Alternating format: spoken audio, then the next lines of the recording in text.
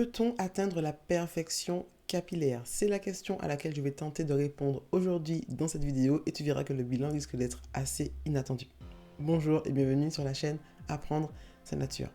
Aujourd'hui, je vais défaire mes nattes de la nuit, en essayant de répondre à cette question-là. Peut-on atteindre la perfection capillaire? Alors, pourquoi le terme perfection? Je crois que déjà la véritable première question, c'est de se demander qu'est-ce que la perfection capillaire? Est-ce que c'est une notion qui va être commune à tout le monde, un peu de façon, comme de façon universelle, quoi. Bon, on va rester quand même dans le cadre des cheveux crépus, afro, etc. Est-ce que, ou plutôt, qu'est-ce que ça veut dire perfection capillaire? Qu'est-ce que ça veut dire cheveux crépus parfaits? Ou plutôt, pour toi, comment seraient tes cheveux crépus, afro, s'ils étaient parfaits? Un peu comme ça qu'il faut peut-être reformuler la question. Parce que pour certaines personnes, probablement que le cheveu crépus se porte en afro et que donc le cheveu crépus parfait serait donc porté en afro, bien rond, bien aérien, bien tout ce qu'on veut, ou alors que le cheveu crépus parfait, ce serait celui qu'on arriverait à détendre sans utiliser de chaleur, ou un cheveu crépus qui soit souple et brillant à la fois, ou un cheveu crépus qui serait bouclé, bien bouclé, etc. Ou des considérations qui ne seraient même pas forcément si esthétiques que ça, ou plutôt de l'ordre de euh, mes cheveux seraient parfaits lorsque l'hydratation tiendra X jours, par exemple. Et donc, première question, qu'est-ce que pour toi un cheveu parfait? Comment tu imagines ton cheveu, tes cheveux, s'ils étaient parfaits? À quoi est-ce qu'ils ressembleraient? Comment est-ce que tu les porterais? Etc. Je me suis intéressé à cette question-là, alors pas littéralement au sens des cheveux crépus parfaits, mais plutôt à essayer d'obtenir un résultat bien précis avec mes cheveux. Donc c'était il y a quelques années maintenant. Mais j'avais une idée précise de ce que je voulais comme résultat. Je voulais des cheveux je voulais que les boucles soient bien définies, parfaitement bien définies. Je voulais que les cheveux soient brillants. Je voulais que mes cheveux soient légers, souples. Et donc, j'ai pris le temps qu'il fallait pour obtenir ces cheveux-là. Donc, j'ai fait mes soins, j'ai fait tout ce qu'il fallait pour obtenir ce résultat-là. Et j'ai obtenu ce résultat-là. Le problème, finalement, c'est que, ben voilà, en défaisant, c'était des vanilles à l'époque. Les cheveux étaient beaux, étaient brillants, les boucles étaient bien définies. C'était ce que j'attendais, en fait, clairement. Et en fait, je n'ai pas aimé ça du tout. C'est-à-dire que j'ai obtenu le résultat que j'espérais sur le plan esthétique et sur tous les plans d'ailleurs. Et je me suis rendu compte que ça ne me plaisait pas, que je ne trouvais pas ça joli. À tel point que je me rappelle ce matin-là, euh, avoir appelé ma sœur pour lui dire j'ai un souci, j'ai obtenu le résultat que je voulais et c'est tellement parfait que j'ai l'impression d'avoir de faux cheveux sur la tête. J'ai l'impression de porter une perruque ou un tissage, moi qui n'en avais jamais porté, en fait. Et donc je me sentais hyper mal à l'aise. J'avais l'impression vraiment que les cheveux que je portais n'étaient pas les miens, parce que je ne les avais jamais vus comme ça. C'est une histoire que j'aime raconter à mes clientes parce que ça permet de soulever un point qui est assez important. Et d'ailleurs, certaines de mes clientes passent par ce cheminement-là. C'est-à-dire obtenir un résultat véritablement, précisément comme on voulait. Ok, les boucles sont bien définies. Ok, ça ressemble vraiment à ce qu'on imaginait. Et on se rend compte qu'on n'aime pas. Et ma petite sœur me répondait que les perruques, les tissages sont censés mimer, ressembler le plus possible, se rapprocher du mieux possible de la perfection, des cheveux parfaits. Donc les superbes boucles, donc la super brillance, etc., etc. Et elle me disait donc que si mes cheveux ressemblaient à un tissage, c'est qu'ils s'approchaient en fait de la perfection, que mes cheveux s'approchaient de ce qui est censé mimer la perfection et que donc j'étais en train de me rapprocher, voire même d'atteindre la perfection. Et même mon bilan de cette expérience-là, ça a été littéralement de constater que je n'aimais pas ça et que donc cette perfection-là, en tout cas comme je l'imaginais, ne correspondait pas à ce que j'aime véritablement pour mes cheveux, la façon dont j'aime me voir en fait. Et pourquoi est-ce que je te parle de ça aujourd'hui? C'est parce que je constate maintenant, avec du recul, que plusieurs de mes clientes sont passées et passent par ce cheminement-là, c'est-à-dire obtenir un résultat qui soit net, précis, esthétiquement nickel, quoi, en fait, et qui se rendent compte que ça ne leur plaît pas, que ça fait fake, que ça fait trop travailler, que ça fait pas naturel. en fait.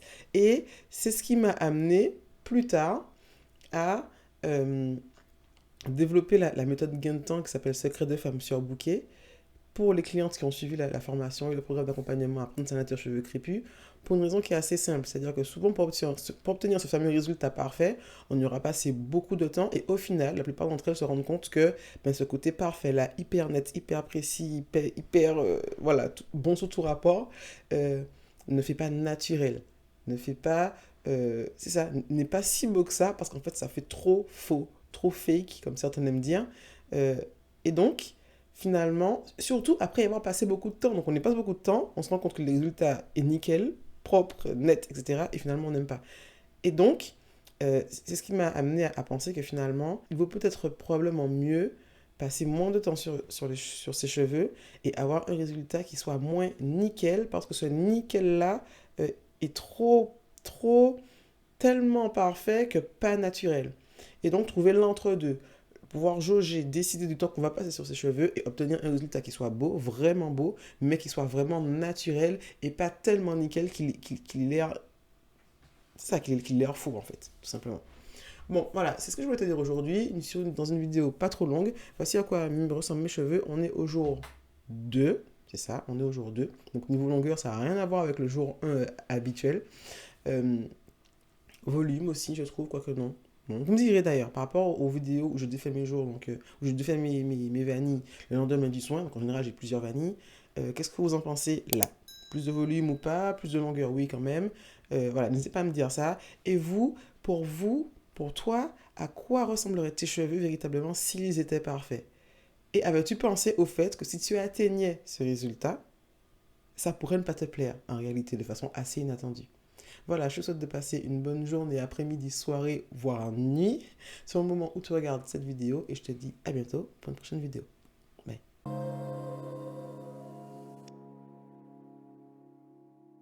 Et mine de rien, ça rejoint également ce que je te disais dans une vidéo précédente où je prenais l'exemple de la chirurgie esthétique en disant que c'est dommage, voire même dramatique, d'effectuer un changement vraiment important sur son corps via la chirurgie esthétique, euh, en prenant le risque, en tout cas en n'ayant pas la garantie que le résultat nous plaise vraiment, alors qu'on va devoir vivre avec un corps différent à partir de ce moment-là. Et donc, la chirurgie esthétique, c'est prendre le risque, c'est malgré tout prendre le risque de ne pas aimer le résultat, même s'il y a des délais de réflexion, etc. Ben là, dans le cadre des cheveux, et les cheveux crépus en particulier, on a la grande chance d'avoir des cheveux qui offrent un champ des possibles qui est extrêmement grand et de pouvoir tout faire en fait avec nos cheveux. La bonne nouvelle aussi, la seconde bonne nouvelle, c'est mine de rien que les erreurs qu'on peut commettre sont la plupart du temps réversibles. Sauf si on fait voilà, des changements drastiques sur les cheveux, etc. Et que là, genre défrisage, là, oui, effectivement, c'est fichu. Euh, mais on peut dans tous les cas, au pire du pire, attendre que ça repousse. Ce que je veux dire par là, c'est que si pour les cheveux, on peut se rendre compte que j'ai atteint le résultat voulu, que ça correspond à ce que j'estime être la perfection et que finalement ça ne me plaît pas, si la perfection ne me plaît pas, eh bien les changements vraiment radicaux qu'on pourrait effectuer sur son corps via la chirurgie esthétique, ça peut aussi ne pas nous plaire en fait. Et c'est triste, voire dramatique de se dire que enfin, de vivre ça. J'imagine que ça doit être hyper compliqué je sais pas, moi, te faire refaire le nez, les seins, etc. Et finalement, de ne pas aimer le résultat, de ne pas s'approprier, en fait, ce nouveau corps qui finalement ne correspond pas à ce qu'on était naturellement, qui correspondait à ce qu'on considérait comme étant mieux, voire parfait, et qu'au bout du compte, mais voilà, on ne s'y retrouve pas, on ne se reconnaît pas, et on ne s'aime pas.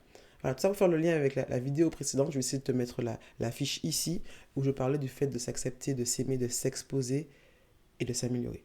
Voilà, tout ça pour dire que c'est assez étonnant finalement et peut-être assez déstabilisant de se rendre compte qu'en passant beaucoup de temps sur ses cheveux pour obtenir un résultat tel qu'on l'imaginait, un résultat vraiment net, vraiment parfait au sens où on l'espérait initialement, mais ça peut être déroutant de se rendre compte que finalement ça ne nous plaît pas. Et qu'au bout du compte, et finalement c'est une bonne nouvelle, on peut passer moins de temps sur ses cheveux, on a peut-être un résultat qui reste très beau, très joli, léger, etc., brillant, tout ce que vous voulez, euh, mais qui fasse aussi beaucoup plus naturel.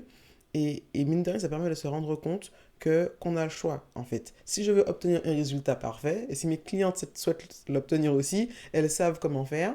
et occasionnellement, probablement qu'elles le feront, mais ce ne sera pas tous les jours.